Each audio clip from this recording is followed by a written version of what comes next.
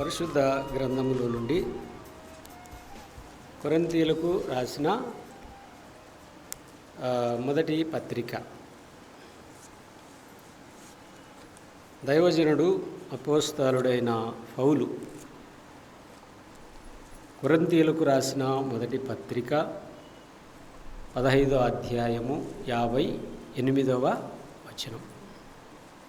చివరి వచనాన్ని మనము చదువుకొని ముందుకు సాగిపోదాం. కొరింథీయులకు రాసిన మొదటి పత్రిక 15వ అధ్యాయము 58వ వచనాన్ని క్లుప్తంగా చదువుకొని వాక్య ధ్యానంలో మనము ముందుకు సాగిపోదాం. గమనించండి. కాగా నా ప్రియ సహోదరులారా, మీ ప్రయాసము ప్రభునందు వ్యర్థము కాదని ఎరిగి స్థిరులను కదలని వారును ప్రభు కార్యాభివృద్ధి యందు ఎప్పటికీ ఆసక్తులై ఉండుడి. ప్రియమైన వారులారా, మనము చదువుకున్నటువంటి ఈ భాగంలో దైవజనుడు పౌలు గారు కొరింథీలో ఉన్నటువంటి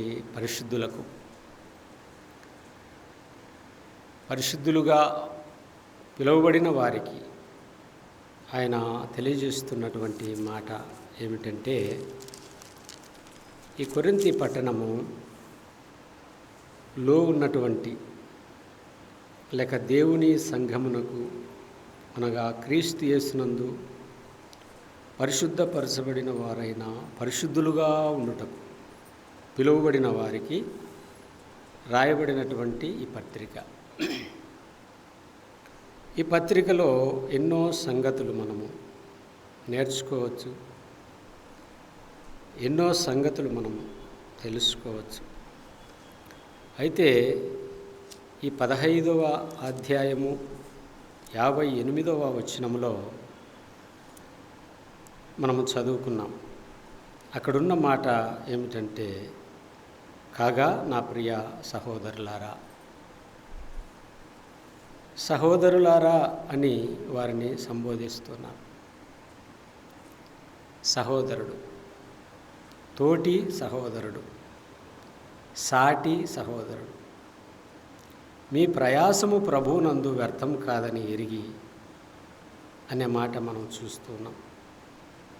ఏది వ్యర్థం కాదట? ప్రభువునందు పడు ప్రయాస ఎప్పటికీ వ్యర్థము కాదట. ఈ పౌలు ప్రభువైన యేసుక్రీస్తును అంగీకరించినది మొదలుకొని ఎన్నో ప్రయాసలు పడ్డాడు. ఆయన ప్రయాస ఒకటి కాదు, రెండు కాదు. ఆయన ప్రయాస బోలెడు, చెప్పుకుంటే గంటలు కాదు, రోజులైనా చాలా. ఎందుకు ఆయన ఇంత ప్రయాసపడ్డాడు అని మనము ఆలోచన చేయొచ్చు. దేవుని నామ నిమిత్తము ఆయన ఏర్పాటులోనికి వచ్చాడు. నా నామమును గురించి పౌలుకు నేను తెలియజేస్తాను, నా నామమును గురించి అని అననీయతో అన్నాడు. నా నామము ఎటువంటిదో అతనికి రుచి చూపిస్తాను. ఆ మాటలు అపోస్తల కార్యాలు 9వ అధ్యాయంలో మనకు కనబడతాయి. ఎంతో ప్రయాసపడ్డాడు, ఎన్నో ప్రయాసలు పడ్డాడు. ఆ ప్రయాస సాదాసీదామైన ప్రయాస కాదు. రాళ్లతో కొట్టించుకున్నాడు, దూషణ మాటలు భరించాడు, ఇంకా ఎన్నెన్నో తిరుగుబాటుదారులు, వ్యతిరేక స్వభావం కలిగిన వారిని తన సొంత వారితోనే ప్రాణాపాయం కలిగినటువంటి ప్రయాసను కూడా ఎదుర్కొన్నాడు. ఎన్నో ప్రయాసలు, ఎంతో ప్రయాస ఆయన తన అనుభవాన్ని ఈ కొరింథీయులకు తెలియజేస్తున్నాడు. నా ప్రియ సహోదరులారా, మీ ప్రయాసము ప్రభువునందు వ్యర్థం కాదని ఎరిగి స్థిరులను కదలని వారును ప్రభు కార్యాభివృద్ధి యందు ఎప్పటికీ ఆసక్తులై ఉండు, ఎప్పటికీ ఆసక్తులై ఉండండి. మనము మొట్టమొదట ఉన్నటువంటి ఆసక్తి కడదాకా, అంటే చివరిదాకా మన బొందిలో ఊపిరినంత వరకు కడదాకా అటువంటి ఆసక్తి కలిగి ఉండాలని దీని భావం. స్థిరులను కదలని వారును ప్రభువు కార్యాభివృద్ధి యందు ఎప్పటికీ మన శరీరానికి ముసలితనం రావచ్చు, కానీ మన ఆంతర్య పురుషుడు ఆయనకు ఎప్పటికీ ముసలితనము రాదు. శరీరము సహరించకపోయినా ఏం చేస్తాం? ప్రార్థన చేస్తూ ఉంటాం. పరిచర్య చేయడానికి, నిలబడడానికి శక్తి లేనప్పుడు ఏం చేస్తారు? మంచములో కూర్చోనో పండుకోనో ఏం చేస్తాడు? ప్రార్థన చేస్తాడు. ఇది మన కర్తవ్యం, మన విధి. స్థిరులను కదలని వారు మనం ఎన్ని మార్లు కదలించబడ్డాము, విశ్వాసంలో నుండి తొలగించబడ్డాము. ఎన్ని మార్లు మనం పాపాలు చేస్తూ ఒప్పుకొని క్షమాపణ కోరుకొని ఆయన దగ్గరికి వస్తున్నాం. మొదటి దినాల్లో మనకున్నటువంటి ఆసక్తి, మొదటి దినాల్లో మనకున్నటువంటి పట్టుదల, దీక్ష రాను రాను ఏమవుతున్నాయంటే కొంతమంది జీవితాల్లో నీరు గారిపోతూ ఉన్నాయి. ఎందుకు అని మనము ఆలోచన చేయాలి. ప్రభునందు పడు ప్రయాసకు అది ఎప్పటికీ వ్యర్థం కాదట. దానివలన నీకు పరలోకములో మెప్పు ఉన్నది, నీకు బహుమానం ఉన్నది, నీకు మెప్పు ఉన్నది, బహుమానం ఉన్నది, సన్మానం ఉన్నది. ప్రభు అన్యాయస్తుడు కాదు కదా, ఆయన న్యాయవంతుడు. నీవెంత ప్రయాసపడతావో ప్రభునందు అంతకంటే 1000 రెట్లు నీకు ఆయన బహుమానాలు, సన్మానాలు ఇవ్వడానికి ఆయన సంసిద్ధుడు. ఆయన ధారాళంగా ఇచ్చేవాడు. ఇక్కడ ఇందులో ఉన్నటువంటి 2 అంశాలను మనము ఈ రాత్రి గమనించుదాం. మీ ప్రయాసము, 58వ వచనం, మీ ప్రయాసము ప్రభునందు వ్యర్థము కాదని ఎరిగి అనే మాట మనం చూస్తాం. ఏం కాదట? మన ప్రయాస వ్యర్థం కాదు. బాధ్యత కలిగి నీవు మందిరానికి వచ్చి దేవుని మందిరములో చేస్తున్నటువంటి పరిచర్య, అది ఏదైనా కావచ్చు. బాత్రూములు క్లీన్ చేసే పరిచర్య దగ్గర నుండి ఇక్కడ నిలబడి వాక్యం చెప్పే పరిచర్య వరకు ఎన్నెన్నో పరిచర్యలు ఉన్నాయి. వాటిలో ఏ పనిలో ఏ ప్రయాసపడుతున్నావో నువ్వు, అది నీకే తెలుసు. ఏ ప్రయాసపడుతున్నావు? ప్రభునందు పడుతున్న ప్రయాస. దండులో యుద్ధము చేయువానికి ఆ సామాన్ల దగ్గర కావలి ఉన్నవారు ఒకటే సమానం. ఇక్కడ నేను వాక్యం చెప్తున్నానని నాకు బహుమానం ఎక్కువ ఉండదు, సన్మానం ఎక్కువ ఉండదు. దేవుడు ఎవరిని చూస్తాడు తెలిసిన? అన్నిటికంటే పెద్ద పరిచర్య ఏమిటో మనకు తెలుసా? నాడు పెద్దలు, ఆనాటి పూర్వీకులు, భక్తులు తెలియజేసిన మాట. ఆనాడు పెద్ద భక్తులు ఏం చేశారు తెలిసిన? దేవుని మందిరంలో బాత్రూములు కడిగారు, కసువు ఊడ్చారు, దైవజనుల యొక్క సైకిళ్లను తుడిచారు, వారికి బట్టలు ఉతికించారు, వారి బట్టలు ఇస్త్రీ చేసించారు, వారికి స్నానానికి నీళ్లు తోడించారు. చూచారా? ఇవి చూడడానికి ఈ పనులు మేము చేస్తామా అని కొందరు చులకన భావన, తేలిక భావనగా చూస్తారు. అన్నిటికంటే అసలైన సిసలైన ప్రయాస పరిచర్య అక్కడి నుండి మొదలవుతుంది. కానీ ఈ దినాల్లో చేసేది ఏదో చేస్తూ ఉన్నాము, కానీ అది మనుషులు కనబడాలని, లేక ముఖ్యమైన వ్యక్తులు మమ్మల్ని గుర్తుపట్టాలని ఎన్నటికీ ఆ విధంగా చేయకూడదని దేవుని వాక్యం చెప్తుంది. మనం ఆదివారం ప్రభువుకు అర్పణగా ఇస్తామే కానుక. కుడి చేత్తో ఇచ్చేది ఎడమ చేతికి తెలియకూడదని ప్రభువు చెప్పాడు. అంటే మనం ఎంత ఇచ్చేది మన పక్కనున్న వ్యక్తికి కనరాకూడదు, తెలియకూడదు. అది ప్రభువుకు మనకు మధ్యలోనే ఉండాలి. నీవు ₹1 ఇచ్చినా, ₹100 ఇచ్చినా, 10,000 ఇచ్చినా, ₹1,00,000 ఇచ్చినా, అది నీ మధ్యలోనూ నా మధ్యలో ప్రభువు మధ్యలోనే ఉండాలి. మనుషులు కలిగిన కొలది ఇవ్వగలరు, విశ్వాసమును బట్టి ఇవ్వగలరు. కనుక అలాగున మనము చేసే పరిచర్య లేక ప్రయాస, దీన్ని మనము ఆలోచన చేసినప్పుడు ఇది దేవునికి మనకు మధ్య అది కనబడాలే కానీ ఇతరులకు ఏమాత్రం కూడా కనబడకూడదు. చాలామంది ప్రభువునందు ప్రయాసపడుతున్నారు. మన సిస్టర్స్ ఈ మధ్య కాలంలో కూడా ప్రత్యేకమైన మీటింగ్స్ కొరకు ప్రయాసపడుతుంది. ఒక్క ఆత్మైనను ఈ నెలలో రక్షించబడాల. ఒక్క ఆత్మ, నెలకు ఒక్క ఆత్మ ప్రత్యేకమైన మీటింగ్స్లో రక్షించబడితే, మనం ఇంత సంఘముగా ఉండి, ఇంతమందిగా ఉండి, మనము చూపించే ప్రేమ, మనము చూపించే ఆదరణ, మనము చూపించే ఇంకా ఇతర ఏదైనా కావచ్చు, ఒక్క మనిషిని మనము సంపాదించుకోలేకపోతే ప్రయోజనం ఏమైనా ఉందా? ఏం ప్రయోజనం లేదు.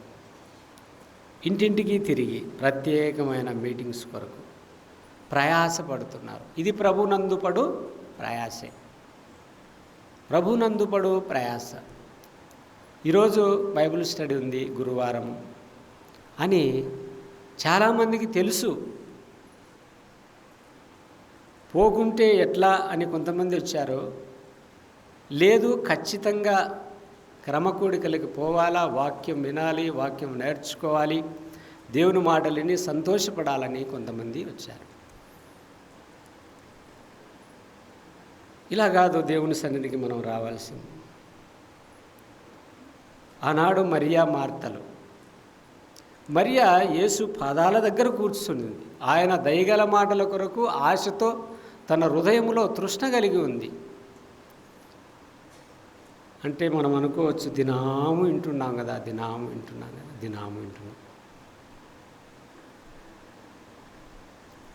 ఆయన స్వారూప్యములోనికి నీవు వచ్చినప్పుడు దినదినము ఆయన దయగల మాటలు, ఆయన కరుణగల మాటలు అవి నీకు ఎలా ఉంటాయంటే పంచపరమాన్నాలుగా ఉంటాయి. ఆసక్తి, ప్రయాస, ఆసక్తి ఉన్నప్పుడు దేవుని మాటలు మనము ఇంకా వినాలని, ఇంకా గ్రహించాలని, ఇంకా ఆయన గురించి తెలుసుకోవాలని ఆరాటం ఎప్పుడైతే మనం కలిగి ఉంటామో అప్పుడు మనతో దేవుడు మాట్లాడడానికి ఇష్టపడతాడు. అపోస్తలుడైన పౌలు ఎఫెసీయులకు రాసిన పత్రికలో 15వ అధ్యాయం 5:15లో ఒక మాట అంటాడు. సమయమును పోనివ్వక సద్వినియోగము చేసుకొనుచు అజ్ఞానుల వలె కాక జ్ఞానుల వలె నడుచుకోండి. దీని భావం ఏమిటి? సమయము ఎంత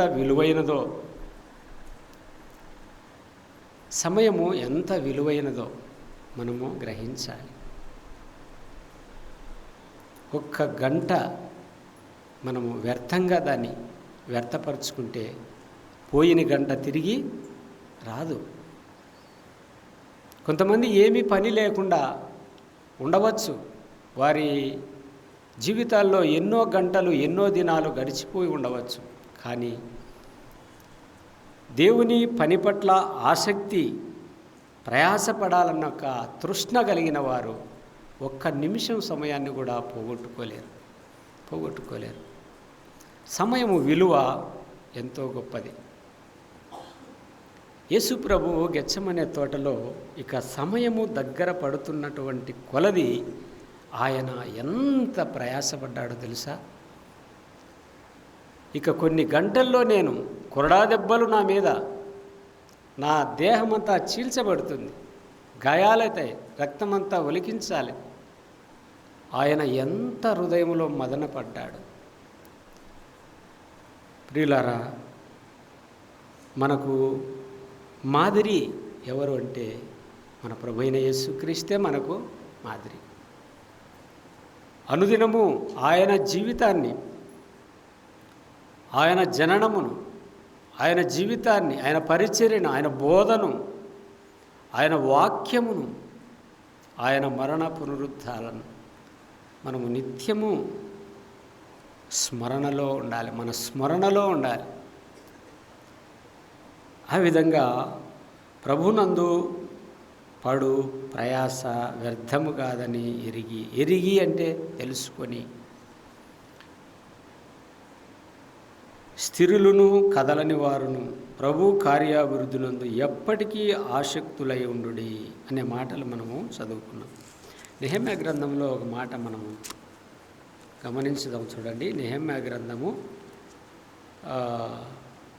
4వ అధ్యాయములో 4వ అధ్యాయము వచనము 21లో ఆ ప్రకారము మేము పనియందు ప్రయాసపడితిమి. ఎక్కడ ప్రయాసపడ్డారంట? పనిలో ప్రయాసపడితిమి. ఇక్కడ 4వ అధ్యాయము 1వ వచనంలో చూసినప్పుడు దేవుని మందిరము గోడలు పడిపోయినప్పుడు వాటిని కట్టుటకు నెహెమ్యా హృదయము భారముతో నిండి ఉండగా, ఆ గోడలు కట్టుటకు నెహెమ్యా తీర్మానించుకొని ఉన్నప్పుడు కొంతమంది నెహెమ్యా కట్టించుతున్నటువంటి ఆ గోడలను, యెరూషలేము యొక్క ప్రాకారములను, పడగొట్టబడిన ప్రాకారములను కట్టుచుండే సమయములో కొంతమంది హేళన చేశారు. అక్కడే 2వ అధ్యాయంలో ఉంది చూడండి. షోమ్రోను దండువారి ఎదుటను తన స్నేహితుల ఎదుటను ఇట్లా నేను, దుర్భరులైన ఈ యూదులు ఏమి చేయుదురు? తమంతట తామే ఈ పని ముగింతురా? బలులర్పించి బలపరుచుకొందురా? ఒక దినమందే ముగింతురా? కాల్చబడిన చెత్తను, కుప్పలుగా పడిన రాళ్లను మరలా బలమైనవిగా చేయుదురా? మరియు అమ్మోనీయుడైన టోబియా అతని యొద్ద నుండి వారు కట్టిన దానిపై ఒక నక్క ఎగిరినట్టయినా వారి రాతి గోడ పడిపోవుననెను. చూడండి ఎంతగా హేళన చేస్తున్నారు. చెత్తగా పడి ఉన్నటువంటి ఈ రాళ్లను, చెల్లాచెదురైనటువంటి ఈ రాళ్లను ఎలా కట్టగలరు? బలులు అర్పించినంత మాత్రాన కట్టగలరా? ప్రార్థనలు చేసినంత మాత్రాన కట్టగలరా? ఒకవేళ కట్టినను ఒక నక్క గోడ మీదకి ఎక్కితే ఆ గోడ పడిపోతుందట. ఎంతగా అపహాస్యం చేశారు చూడండి. పడిపోయిన ప్రాకారములను కట్టుటకు నెహెమ్యా హృదయము తల్లడిల్లిపోయింది. తన సహోదరులు వచ్చి చెప్పినప్పుడు కన్నీటి పర్యంతమైపోయాడు, ఏడ్చాడు, ప్రలాపించాడు. ఆ విషయాన్ని రాజు గమనించి గుర్తించి నెహెమ్యాలో ఉన్నటువంటి ఆ శోభ, ఆ బాధను ఎరిగాడు. నెహెమ్యాకు సెలవిచ్చాడు, నువ్వు వెళ్ళు, నీ పని ముగించుకొని రమ్మని చెప్పినప్పుడు నెహెమ్యా వెళ్ళి దేవుని మందిరపు ప్రాకారములను కట్టడానికి తీర్మానమించుకున్నాడు. దేవుని మందిరపు యొక్క ప్రాకారములు పడద్రోయబడి ఉన్నాయి, అవి చెల్లాచెదరైపోయి ఉన్నాయి. నా సహోదరులందరూ కూడా అన్య దేశాలకు చెదరిపోయారని చెప్పి ఎంతగానో ప్రలాపించాడు. ఏడ్చాడు, కన్నీటి పర్యంతమయ్యాడు. వారు చెరకు కొనిపోయబడ్డారని ఏడ్చి ఏడ్చి తుదకు రాజు ఆ విషయాన్ని గమనించి నెహెమ్యాను పంపినట్లుగా మనము నెహెమ్యా గ్రంథంలో 1వ అధ్యాయంలో మనము గమనించగలం. పని పట్ల నెహెమ్యా ఎటువంటి వాడై ఉన్నాడు? ఆసక్తి కలిగిన వాడుగా ఉన్నాడు. ఆ ప్రాకారములు మేము పని యందు ప్రయాసపడితిమి. ఈరోజు నీవు నేను చేస్తున్నటువంటి ప్రభువునందు పడు ప్రయాస అది ఎన్నటికీ వ్యర్థం కాదు. ప్రభువు సర్వలోక మానవాళి రక్షణార్థమై ఆయన పరలోకమును సింహాసనము నుండి దిగివచ్చి మనుషులందరి కొరకై ఆయన కలువరి శిలువలో బలియాగమై రక్తమును కార్చి సావును సమాధిని జయించి 3వ దినమున తిరిగి లేచి తండ్రి కుడిపార్శ్వమునకు హెచ్చించబడి మన నిమిత్తము విజ్ఞాపన చేస్తున్నాం. ఇక మిగిలి ఉన్నటువంటి పని అపోస్తలుడైన పౌలు అన్నాడు, ఆయన మిగిల్చిన పని నేను తుదముట్టించు వరకు అన్నారు. ప్రభువు కార్యాన్ని సంపూర్తి చేశాడు, మానవాళికి రక్షణ దయచేశాడు. మరి అట్లయితే ఆయన బోధించిన బోధలు, ఆయన తెలియజేసినటువంటి జ్ఞానోక్తులు, ఆయన బోధించినటువంటి బోధ, ఈ బోధలన్నీ కూడా మనము విని నేర్చుకొని అనేకులకు వివరించి అనేకులను ప్రభు దగ్గరికి తీసుకొని రావడానికి నీ వంతు నా వంతు ఇది ప్రయాస. ఆనాడు సొలొమోను మహారాజు మందిరాన్ని కట్టించాడు. ఆ మందిరం పాడైపోయింది. నెబుకద్నెజర్ రాజు వచ్చి పడగొట్టాడు. అందులో ఉన్న బంగారంతా తీసుకొని పోయాడు. అనేక మంది దాసదాసీలుగా కొనిపోయాడు. ఈ విధంగా అనాది కాలం నుండి మనము ఆలోచన చేస్తూ వస్తూ ఉండగా దేవుని మందిరం నా ప్రజలు హృదయాలలో నేను లేనప్పుడు ఈ మందిరం నాకెందుకని నెబుకద్నెజరు రాజును ప్రేరేపించి యెరూషలేమునకు వచ్చి ఆ మందిరాన్ని ధ్వంసం చేసి అందులో ఉన్న బంగారం అంతా కూడా ఎత్తుకొని పోయి తన దేశంలో ఉంచుకున్నాడు. సొలొమోను కాలంలో ఎంత బంగారం! ఆ మందిరము కట్టడం, దాని నిర్మాణం, దాని యొక్క కొలతలు, దాని యొక్క పని అనేక దూరం నుండి రాణులు రాజులు వచ్చి ఆ పనిని పరీక్షించినప్పుడు శబాదేశపు రాణి అంటుంది, నేను వచ్చి ఈ సొలొమోనును దర్శించి ఈ సొలొమోను మందిరాన్ని చూస్తూ ఉన్నాను, కానీ నేను విన్నదానిలో సగమైనను నేను వినలేను, కానీ అంతకన్నా ఎక్కువగా ఉన్నది అన్నది. ఆయన సింహాసనము, ఆయన బల్ల, దేవుని యొక్క మందిరము, పనివారి యొక్క వారి యొక్క ఆ దుస్తులు ఎక్కడ ఏ విధంగా సిద్ధపరచాలో క్రమంగా సిద్ధపరిచాడు. అందమైనదిగా సుందరమైనదిగా ఆ మందిరాన్ని సిద్ధపరిచాడు. కానీ దేవుని యొక్క ఆజ్ఞలను, ధర్మశాస్త్రాన్ని, న్యాయ విధులను, కట్టడలను మరచాడు. ఎందుకు మరచాడు? బహు భార్యలు కలిగినవాడుగా ఉండి పాపము చేసి భార్యల మాట విని పూజించకూడని అన్యదేవతలను పూజించి వారికి బలులు అర్పించి వాటికి బలిపీఠాలు కట్టి ఇలాగూ దేవునికి వ్యతిరేకమైన స్వభావము కలిగి జీవించడాన్ని బట్టి సొలొమోను తదనంతరము రాజ్యము 2గా చీలిపోవడము, ఇలాగున అనేకమైనటువంటి శాంతి సమాధానము లేనటువంటి ఆ రాజ్యము అలా సాగిపోయింది.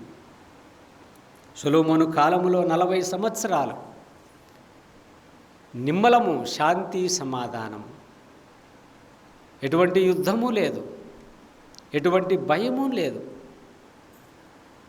అన్య రాజులతో ఎటువంటి భయము లేదు. కొంతమంది అంటే తోటల్లో పండుకొని స్వేచ్ఛగా ఉండేవారు. తోటల్లో కొన్ని అంజురపు చెట్ల కింద, దానిమ్మ చెట్ల కింద ఎంత స్వేచ్ఛ స్వాతంత్రం కలిగినటువంటి ఆ రాజ్యము తుదకు ఏమైంది? దేవుని మాటకు, దేవుని ఆజ్ఞలకు ఆ శిరస్సు వంచక ఆ రాజు ఏమయ్యాడు? పాపము చేసి పడిపోయాడు. తండ్రి ముందుగానే హెచ్చరించినాడు. తండ్రి రాజరికానికి రాకముందే హెచ్చరించినాడు దావీదు మహారాజు.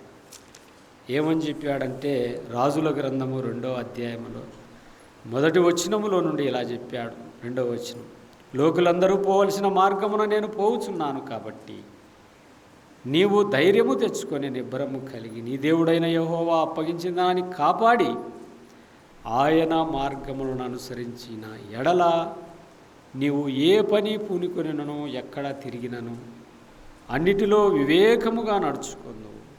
మోషే ధర్మశాస్త్రంలో రాయబడి ఉన్న దేవుని కట్టడలను, ఆయన నియమించిన ధర్మమంతటిని, ఆయన న్యాయ విధులను శాసనములను గైకొను.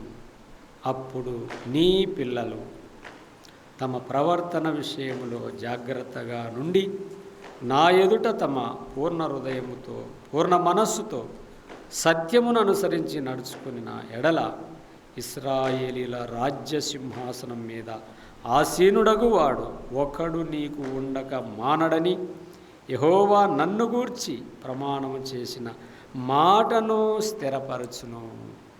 ఆయన స్థిరపరుస్తాడు. నీవు ఆయన మాట వినాలి. మోషే ధర్మశాస్త్రంలో రాయబడినటువంటి ఆజ్ఞలను, న్యాయ విధులను, కట్టడలను ఇవన్నీ కూడా అనుసరించినప్పుడు ఆయన నీ రాజ్య సింహాసనం మీద తరతరములకు ఆ సింహాసనము నీదే అన్నాడు. అయినా సొలొమోను కుమారుడు రెహబాము ఏమైపోయాడు? ఇలాగ నా రాజ్యము రెండుగా సీలిపోయి పడుతూ లేస్తూ ఇశ్రాయేలు జనాంగమునకు శాంతి సమాధానము లేకుండా సొలొమోను తర్వాత వచ్చినటువంటి రాజులందరూ కూడా దేవునికి విరోధకరంగా పాలన చేశారు. మాత్రమే కాకుండా ఇశ్రాయేలు జనాంగం పాపము చేయడానికి వారు కారకులయ్యారు. అంతటి దౌర్భాగ్య స్థితిలోనికి వెళ్ళారు. ప్రియులారా, ఈ మాటలు మనము ఎందుకు జ్ఞాపకం చేసుకుంటున్నామంటే, నాడైనా నేడైనా దేవుడు న్యాయవంతుడు. ఆయన నీతి న్యాయములు జరిగించు వారి ఎడల ఆయన కృప నిరంతరము ఉండు. నీతి న్యాయములు జరిగించు వారి ఎడల ఆయన కృప నిరంతరము ఉంటుంది. నాడైనా నేడైనా మోషేకు ఒకే న్యాయము, బెత్షెబా భర్త ఊరియాకు కూడా ఒకే న్యాయం, నీకు నాకు ఒకే న్యాయం. ఆయన మనుషుని ఆంతర్యము చూడు, ఐశ్వర్యమును చూడు, ఘనతను చూడడు. ఆయన చూసేది ఏంటి? హృదయమును చూస్తాడు. హృదయం, ఆయనపై విశ్వాసం ఎంత మేరకు, ఎంత పరిమాణము, ఎంత కొల మేరకు ఉందని ఆయన హృదయాన్ని చూస్తాడు. అందుకే కదా దావీదు ఇలా అన్నాడు, దావీదు నా హృదయానుసారుడైన మనుష్యుడు, హృదయానుసారుడైన మనుషుడు. చూడండి, ఎందుకు ఇంతటి శ్రేష్టమైన మాట దేవుడు నా హృదయానుసారుడు అన్నాడు. ఎందుకు ఇంత శ్రేష్టమైన మాట మాట్లాడాడంటే, దావీదులో ఉన్నటువంటి తపన తన జీవిత కాలంలో అన్నాడు, దేవదారు వృక్షములతో కట్టబడినటువంటి ఈ ఇంటిలో నేనున్నాను, కానీ నా దేవుని మందసం ఎక్కడుంది? గుడారాలలో ఉంది. ఇటువంటి ఆలోచన చేసినవాడు, అటువంటి ఆలోచన దావీదుకు వచ్చింది. దేవుని మందసం, ఆయన ఆజ్ఞలు, ధర్మశాస్త్రం అక్కడుంది, దైవ వాక్కు అక్కడుంది, దేవుని సకీనా మహిమ గుడారములోనికి దిగుతా ఉంది. అయ్యో నేనెక్కడ ఉన్నా, నేను నివాసం చేస్తున్నటువంటి భవనము ఎటువంటిది, దేవదేవుడు ప్రభువుల ప్రభు ఎక్కడున్నాడు, గుడారాలలో అని ఆలోచించినవాడు దావీదు. దేవుని యొక్క నివాస స్థలం ఎలా ఉండాలో, ఎట్లుండాలని తను కలగన్నవాడు. తన కుమారుడైనటువంటి సొలొమోను ద్వారా ఆ కళ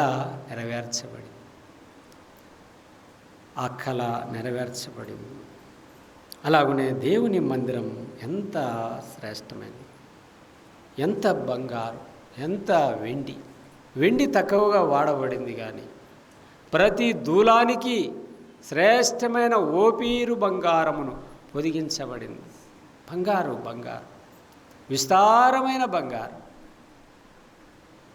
అనేక రాజులు రాణులు వచ్చి బంగారును తులాలు కాదు మనుములతో తెచ్చిచ్చేవారు. సొలొమోను జ్ఞానాన్ని చూస్తాం. బుద్ధి జ్ఞానములు సర్వ సంపదలు యెహోవా యందు గుప్తమైనది. బుద్ధి జ్ఞానములు సర్వ సంపదలు ప్రభువైన యేసు క్రీస్తునందు గుప్తములై ఉన్నాయి. ఆయన ఒకసారి మనకి జ్ఞానం ఇస్తే ఆ జ్ఞానము దాన్ని స్థిరంగా కాపాడుకునే బాధ్యత మంది. సొలొమోనుకి ఏమిచ్చాడు? సొలొమోను మొదట అడిగింది ఏమిటి? ఈ నీ ప్రజలైన ఇశ్రాయేలు జనాంగం, ఈ గొప్ప జనానికి న్యాయము తీర్చడానికి బుద్ధి జ్ఞానం ఇమ్మన్నాడు. దానితో పాటు ఐశ్వర్యాన్ని కూడా ఇచ్చాడు. సాదాసీదాగా దేవుడు కూడా ఇలా ఆలోచన చేశాడు. ఎవరైనా శత్రువు ప్రాణం అడుగుతాడేమో అనుకున్నాడు. శత్రువు ప్రాణం అడగలే. ఈ నీ గొప్ప జనమైనటువంటి వీరికి న్యాయము తీర్చడానికి నేను బాలుడను, నాకు తగిన జ్ఞానం ఇమ్మన్నాడు. ఈరోజు మనం కూడా అడుగుతూ ఉంటాం. మనం అడిగే విషయాల్లో దేవునికి అనుకూలంగా ఉండాలి, ఆయనకు ఇష్టకరంగా ఉండాలి. ఆయన మనము అడగకముందే ఇవ్వాలన్న ఆయనకు ఆలోచన కలిగి రావాలి. మనము అడుగుతాము, యాకోబు అన్నట్లుగా మీ భోగేచ్ఛల నిమిత్తము అడుగుదురు, దురుద్దేశముతో అడుగుదురు. దురుద్దేశం ఇటువంటి స్వభావము మనం కలిగి అడిగినప్పుడు అవి మనకు దేవుడు ఇవ్వడు. బుద్ధి జ్ఞానం అడిగాడు, దాంతోపాటు ఐశ్వర్యం ఇచ్చాడు, జ్ఞానం ఇచ్చాడు. ఆ జ్ఞానము ఈ ప్రపంచమంతటా నలుమూలలు ఉన్నటువంటి రాజులందరూ సొలొమోను దేవుడు ఎంత గొప్పవాడు.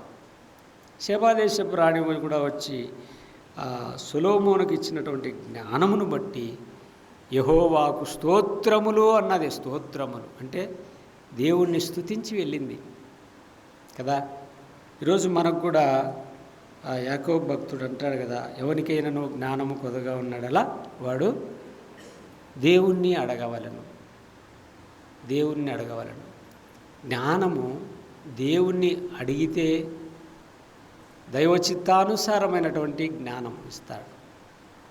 లోక సంబంధమైన జ్ఞానం ఉంది, దైవ సంబంధమైన జ్ఞానం. లోక సంబంధమైన జ్ఞానము మనకు అడగకపోయినా కూడా మనకు ఇంట్రెస్ట్ ఉండి విద్యలో బుద్ధిలో మనం ముందుకు పోయినప్పుడు వస్తుంది. కానీ దైవ సంబంధమైన జ్ఞానం రావు. ఈరోజు కలెక్టర్ కావడానికి అనేక సంవత్సరాలు చదివి కష్టపడి రేయింబగులు రాత్రిమగులు కష్టపడి చదివితే కలెక్టర్ అవుతాడు. ఆ కలెక్టర్ దగ్గరికి ఎత్తకపోయి పరిశుద్ధ గ్రంథాన్ని చదవమంటే చదవలేడు. ఆయన లోకములో ఉన్నదాన్ని గురించి చదివాడు, లోకములో ఉన్న చట్టాలను చదివాడు, లోకం ఉన్న న్యాయ వ్యవస్థను చదివాడు, లోకంలో ఉన్నదాన్ని అంతటినీ చదివాడు. దైవ జ్ఞానము ఆయన చదవలేదు. ఒక విశ్వాసి, ప్రభువైన యేసుక్రీస్తునందు విశ్వాసం ఇచ్చినటువంటి ఒక భక్తుడు, విశ్వాసి ఆదికాండము నుండి ప్రకటన వరకు చదివితే ఇది దైవ జ్ఞానము, దేవుని జ్ఞానం. ఇందులో అనేక పాఠాలు ఉన్నాయి, అనేక కోర్సులు ఉన్నాయి, న్యాయ వ్యవస్థ ఉంది. ఇంకా చెప్పాలంటే ఈ గ్రంథంలో నుండే ప్రపంచంలోనికి నలుమూలల చట్టాలు ఈ గ్రంథంలో నుండి తీసుకొని కొన్ని చట్టాలు తెలుసుకున్నారు. రాజ్యాంగ చట్టాలు అంటారు చూడు, రాజ్యాంగము రాయడానికి పురాతన గ్రంథమైనటువంటి పరిశుద్ధ గ్రంథంలో నుండి కొన్ని చట్టాలు తీసుకొని చేశారు. చట్టాలు ఈ పరిశుద్ధ గ్రంథంలో నుండే బయలు వెళ్ళాయి. దీనంతటి పురాతనమైనటువంటి గ్రంథం ఎక్కడా లేదు, ఏ ప్రాంతంలో కూడా ఎక్కడ కనపడదు. పురాతన గ్రంథం, పరిశుద్ధ గ్రంథం. ఇందులో న్యాయ వ్యవస్థ ఉంది. ప్రతి విధమైనటువంటి మానవునికి ఆనాడు భూమి ఆకాశములు సృజించిన దేవుడు, ఆనాడు ఆది దంపతులైనటువంటి ఆదామవ్వలు నాటి సృష్టిని మొదలుకొని నేడు ఈ భూమి లయమైపోయేంత వరకు కావాల్సినటువంటి ప్రతి ప్రశ్నకు జవాబు, మానవుని జీవనోపాధికి మానవునికి కావాల్సిన ప్రతిదీ ఇందులో గుప్తమై ఉన్నది. ఎక్కడ వెతకాల్సిన పని లేదు. పరిశుద్ధ గ్రంథాన్ని వరుస క్రమములో చదువుతూ పోతే దానికి మించిన జ్ఞానం మరొకట్లేదు. బుద్ధి జ్ఞానములు సర్వ సంపదలు క్రీస్తునందు గుప్తములై ఉన్నదని కొలసి పత్రికలో రాయబడింది. కనుక మనకు జ్ఞానము కావాలంటే ఎవరిని అడగాలి? దేవుణ్ణి అడగాలి.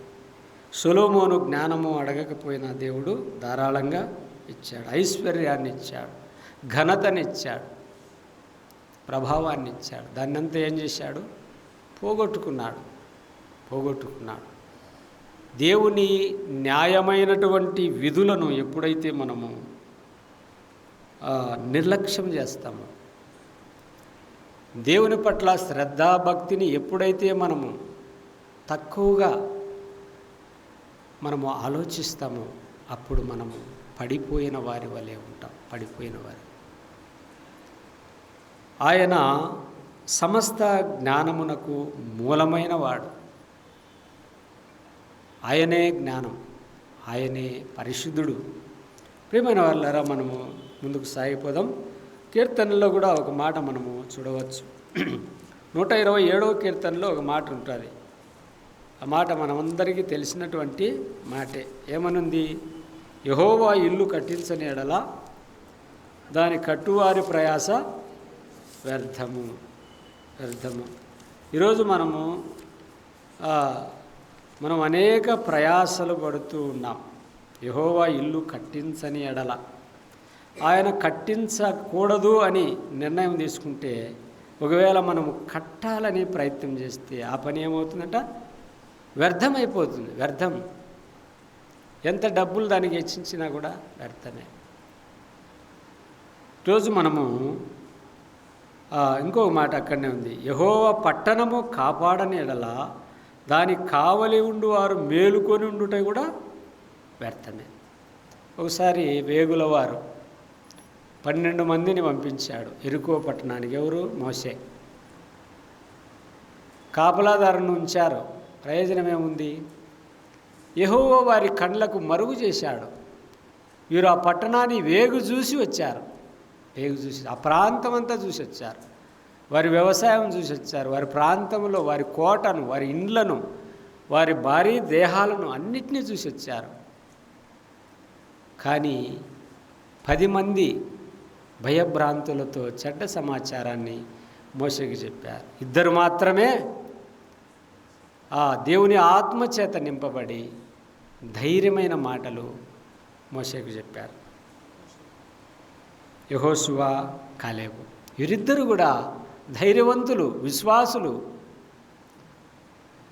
దేవుని నామం బలమైన దుర్గమని ఎరిగిన వారు భారీ దేహములు వారికి ఉండవచ్చు, కానీ మన దేవుడు ఎటువంటి వాడు?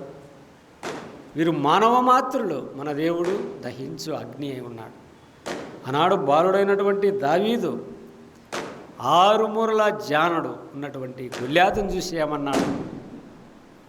సున్నతి లేని ఫిలిష్తీయుడు, ఈ జీవము గల సైన్యమును తిరస్కరించుటకు ఈ సున్నతి లేని ఫిలిప్తుడు ఎంతటి వాడు కదా. వాడు ఎంతటి అజానుభావుడైనా కావచ్చు, ఎంతటి యుద్ధ నేర్పరి అయినా కావచ్చు. జీవము గల దేవుని సైన్యం ఇక్కడుంది. ఆ సైన్యాన్ని తిరస్కరిస్తున్నాడు. యెహోవా నామమున యుద్ధానికి బయలుదేరినప్పుడు యుద్ధం చేసింది దావీదా, యెహోవానా? దేవుడే యుద్ధం చేశాడు. దావీదు ద్వారా దేవుడు యుద్ధం చేశాడు. దెబ్బకు పడగొట్టి వాని కత్తితోనే వాని తల తెగగోసేశాడు. ఎందుకు ఇంతటి ధైర్యం దావీదులో ఉందంటే, దేవుడు లేక దావీదు బాల్యదశ నుండి యెహోవా నామమును ఎరిగినవాడు, బహు కీర్తనీయుడు, బహుగా దేవుణ్ణి స్తుతించేవాడు. దావీదు పాడుతూ ఉంటే ప్రభు అయిన దేవుడు ఆ సింహాసనం మీద నుండి బహుగా ఆనందించేవాడట. అంత రమ్యంగా పాడేవాడు. దావీదు హృదయము దేవునికి దగ్గరగా చేరింది. ఎంత దగ్గరగా వచ్చాడంటే, ఆనాడు యేసు ప్రభువు ఆ యోహాను ఏ విధంగా హృదయము దగ్గరికి వచ్చి ఆనుకున్నాడో, అలాగనే దావీదు కూడా యెహోవాకు దగ్గరికి వచ్చేశాడు. ఆ దగ్గరికి రావడానికి ఏమిటంటే కారణం, దావీదు హృదయము యోనాతాను హృదయము ఏ విధంగా దగ్గరగా కలిసిపోయిందో, అలాగుననే దావీదు దేవునికి అంత దగ్గరగా వచ్చేశాడు. అందుకే దావీదు 10 తంతుల చితార తీసుకొని పాడితే, కీర్తిస్తే, స్తుతిస్తే దేవునికి మహానందం, సంతోషం. ఈరోజు మనము కీర్తిస్తున్నామా? మన ద్వారా ప్రభువు మహిమ పొందుతూ ఉన్నాడా? మన ప్రయాసను బట్టి ప్రభువు ఆనందిస్తున్నాడా? మన కీర్తనను బట్టి ప్రభువు ఆనందపడుతున్నాడా? మనము చేసే సత్క్రియల ద్వారా దేవుడు సంతోషపడుతున్నాడా అని మనం కూడా ప్రతిదినము నెమరు వేసుకుంటూ ఆలోచించుకుంటూ భక్తిలోనూ విశ్వాసంలోనూ మనము ముందుకు సాగాలి. ఇక్కడ ఒక మాట ఉంది,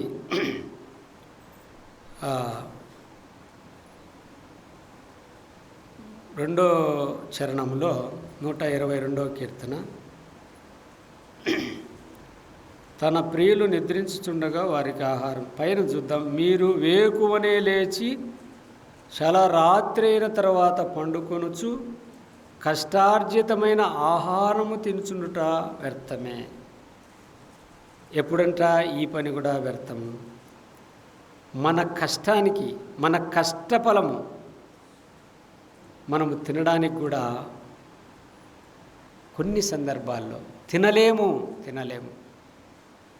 మీరు వేకువనే లేచి చాలా రాత్రి అయిన తర్వాత పండుకొనుచు కష్టార్జితమైన ఆహారము తినుచుండుట వ్యర్థమే. దేవుని సలవ ఆయన కృపా కనికర కటాక్షములు మన యందు లేని ఎడల మన సంపాదన కూడా మనం తినడానికి మనము తినలేము. నెలంతా కష్టపడి చేసిన జీతము దాన్ని తినలేకపోతే మనిషికి ఎంత బాధ. దానికి కూడా దేవుని యొక్క కరుణ, ఆయన యొక్క దీవెన ఉండాలి మనకు. ఇక్కడే ఒక చోట ఒక మాట ఉంది, 28వ కీర్తనలో ఒక మాట, యెహోవా యందు 4వ వచనంలో, యెహోవా యందు భయభక్తులు గలవాడు ఇలాగ ఆశీర్వదింపబడును. అక్కడ పైన 2వ వచనంలో వచ్చి, నిశ్చయముగా నీవు నీ చేతుల కష్టార్జితము అనుభవించెదవు. ఎవరు అనుభవిస్తారు? యెహోవా యందు భయభక్తులు కలిగిన వారు.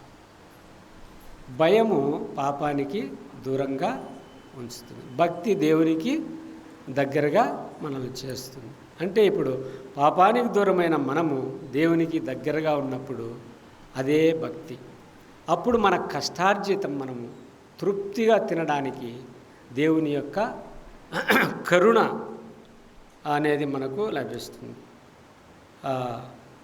అక్కడే మనం చూస్తున్నాం కదా 128లో, నీవు ధన్యుడవు, నీకు మేలు కలుగును, నీ లోగిట నీ భార్య ఫలించు ద్రాక్షవల్లి వలె ఉండు, నీ భోజనపు బల్ల చుట్టూ నీ పిల్లలు ఒలివ మొక్కల వలె ఉందురు. ఒలివ మొక్కలు పచ్చదనం, కరువు లేనిది పచ్చదనం.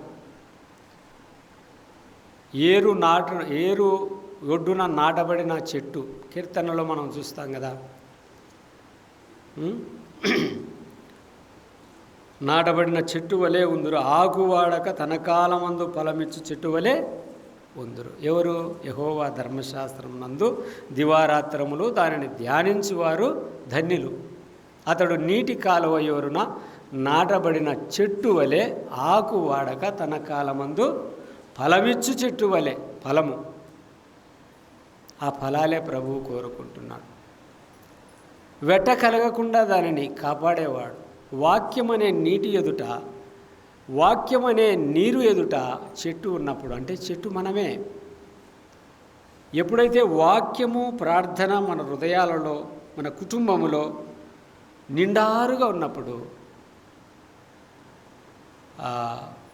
ఫలించు పచ్చని చెట్టు వలె కుటుంబం అంతా పచ్చగా అంటే ఎటువంటి కరువు, ఎటువంటి లేమిడి, ఎటువంటి ఇబ్బందులు ఆ కుటుంబానికి కలగదు. ఎందుకంటే వారు ఎక్కడున్నారు?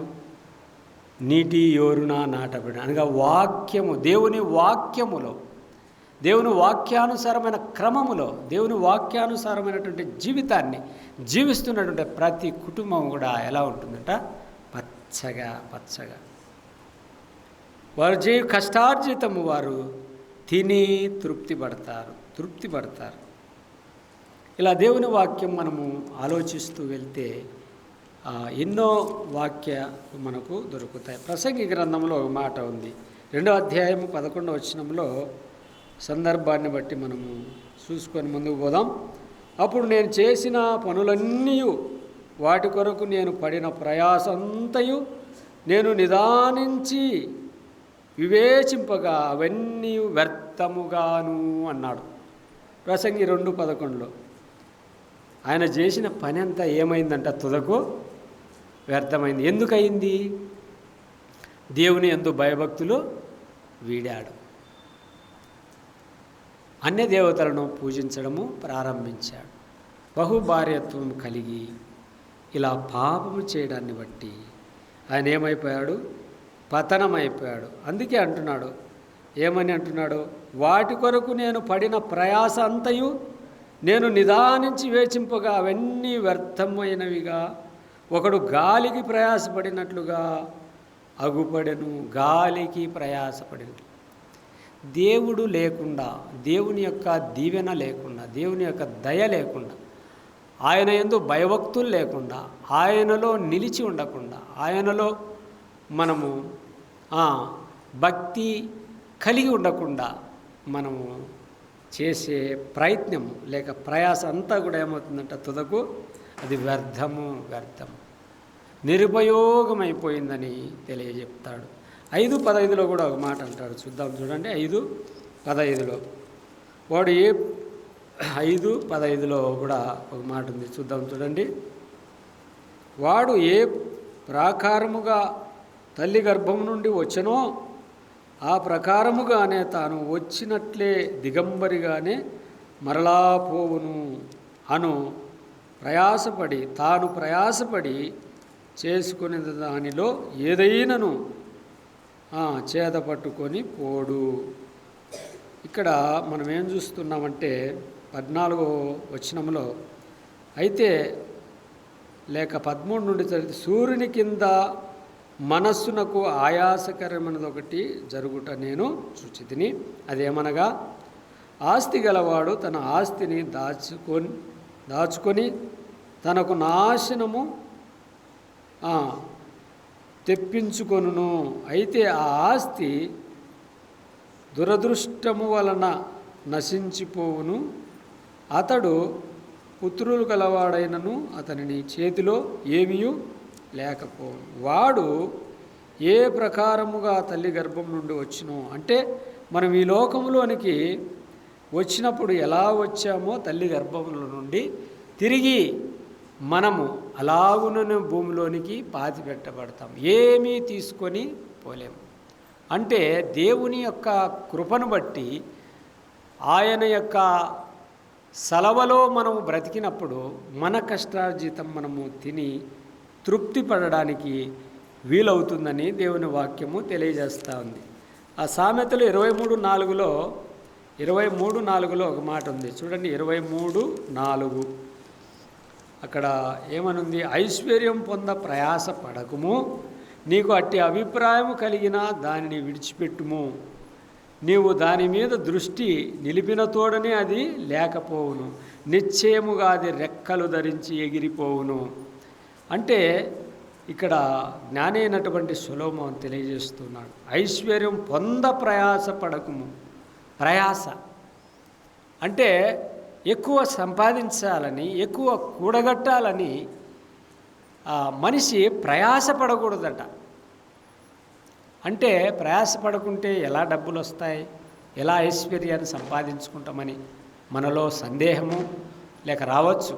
ప్రయాసపడాలి, కాకపోతే దాన్నే పనిగా, దాన్నే ప్రయాసగా మనం పెట్టుకొని పాకులాడమన్నది మంచిది కాదు అని.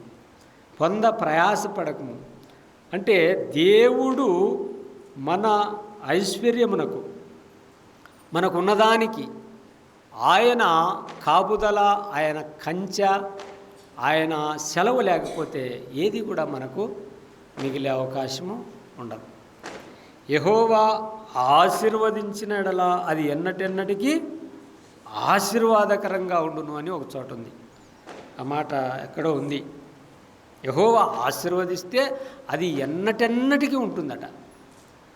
నరుల కష్టము అనే మాట కూడా ఉంటుంది. నరుల కష్టము ఎంత కష్టపడినా కూడా, ఎంత ప్రయాసపడినా కూడా ఐశ్వర్యము కలగదు. అంటే మన కష్టానికి దేవుడు తోడు కావాలా. మనము శ్రమించలేము, మన కష్టానికి దేవుడు తోడైనప్పుడే ఈ ఐశ్వర్యము కలుగుతుంది. దానికి ఆయన కాపాడుతూ వచ్చినప్పుడు అది అలాగునే వంశక్రమము చొప్పున కాపాడబడతా ఉంటుంది. దావీదు ఎంతో సంపాదించాడు, సొలొమోనుకి ఇచ్చాడు. సొలొమోను కూడా ఎంతో బంగారు సంపాదించాడు, తుదకు వెళ్ళాడు. పుట్టిన కొడుకు దగ్గర ఏముంది? ఇప్పుడు ఏమీ లేదు, దేశాన్ని విడిచి పారిపోయి పనికిరాని వాడిగా తయారై. అలాగుననే ఐశ్వర్యము పొంద ప్రయాసపడకును. ప్రయాస నీకు అట్టి అభిప్రాయం కలిగిన తోడనే దాన్ని విడిచిపెట్టుము అంటున్నాడు. ఇది అనుభవపూర్వకంగా రాజు తెలియజేస్తున్నాడు. 2 మాటలు మనము ఆసక్తిని గురించి చూద్దాం. చూడండి 2 మాటలు. కీర్తనలు 69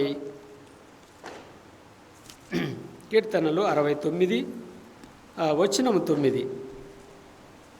ఇక్కడ నీ ఇంటి వారిని గూర్చిన ఆసక్తి నన్ను భక్షించుతున్నది, నిన్ను నిందించు వారిని నిందలు నా మీద పడి ఉన్నవి అనే మాట రాయబడింది. ఈ మాటలు మనము ఆలోచన చేసినప్పుడు ఒకసారి ప్రభువైన యేసుక్రీస్తు యోహాను సువార్త 2వ అధ్యాయంలో 17వ వచనంలో ఆయన దారిన వెంబడి వెళుతూ ఉండగా అక్కడ కొంతమంది దేవాలయంలో అశుభ్రత చేస్తూ ఉండగా ఆయన ఇలా వారితో అన్నాడు. చూద్దాం, చూడండి 2వ అధ్యాయము 17వ వచనం. 2:17 నీ ఇంటిని గూర్చిన ఆసక్తి నన్ను భక్షించుతున్నదని వ్రాయబడి ఉన్నట్టు జ్ఞాపకము చేసుకొనిరి. కాబట్టి యూదులు నీవు ఈ కార్యము చేయుచున్నావే, ఈ సూచక క్రియలు మాకు చూపెదవని ఆయనను అడుగగా యేసు ఏమన్నాడు? ఈ దేవాలయమును, లేక అక్కడ పైన చూద్దాం చూడండి 15వ వచనంలో, ఇక్కడ తాళ్ళు పేడు వారిని కొరడాలతో వారిని పంపినట్లుగా చూస్తాము. అక్కడే పైన 16లో ఉందన్నమాట. పావురములు అమ్మువారితో వీటిని ఇక్కడ నుండి తీసుకొని పోండి, నా తండ్రి ఇల్లు వ్యాపారపుటి ఇల్లుగా చేయకుండుడని చెప్పాను. అంటే అక్కడ ఒక దేవాలయం ఉన్నది. ఆ దేవాలయంలో దాని నిండా ఎవరున్నారంటే గువ్వలు అమ్మువారు, పావురములు అమ్మువారు, ఇటువంటి డబ్బులు రూకలు మార్చువారు. వీళ్ళంతా ఆ దేవాలయాన్ని అశుభ్రపరిచారు. అశుభ్రంగా ఉంది అక్కడ. ఆ సమయంలో ఈ కీర్తన గ్రంథము 69లో రాయబడినటువంటి ప్రవచనము యేసు ప్రభువు జ్ఞాపకం చేసుకున్నాడు. ఆ దేవాలయంలో ఉన్నటువంటి వారిని అందరినీ ఆయన కోపగించి వారిని అందరినీ బయటికి తరిమివేశాడు. నా తండ్రి ఇల్లు వ్యాపారపుటి ఇల్లుగా చేయకూడని చెప్పి అనే మాట, చెప్పాను అనే మాట మనం చూస్తాం.